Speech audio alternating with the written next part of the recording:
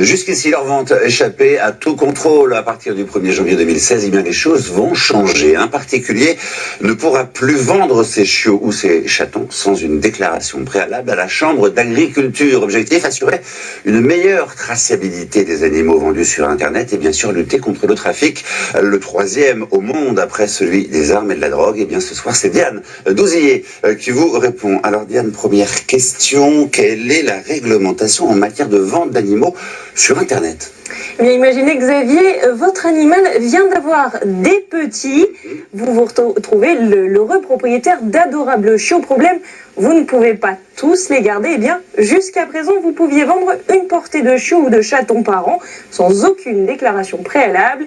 Mais avec le développement d'Internet, les ventes d'animaux ont explosé et ce, sans aucun contrôle. Alors, à compter du 1er janvier prochain, eh bien, un particulier qui vendra un animal domestique sera automatiquement considéré comme un éleveur. Il devra s'enregistrer auprès de la Chambre d'agriculture pour obtenir un numéro sirène comme n'importe quelle activité commerciale. En revanche, pas besoin de déclaration pour donner ou revendre un animal. Alors concrètement, Diane, comment ça fonctionne ?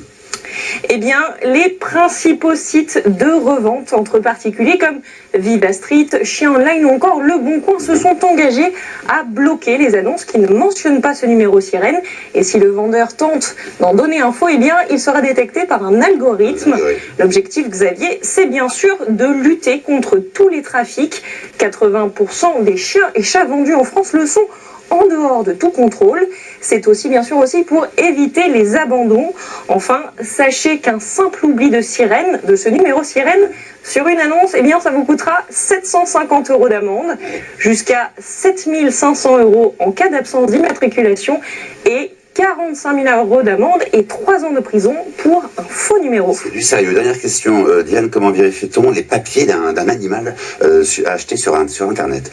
Eh bien, lorsque vous rencontrez le vendeur de l'animal, assurez-vous que celui-ci vous remette une série de documents, et son nombre de 3, le certificat de bonne santé qui est délivré par le vétérinaire, le certificat d'identification et enfin une attestation de cession qui indique eh bien, que vous êtes le nouveau propriétaire de l'animal. Ça fait beaucoup de paperasse, mais vous serez assuré, Xavier, que votre nouveau compagnon est en règle. Ça, c'est important. 3 papiers, donc merci beaucoup, Diane.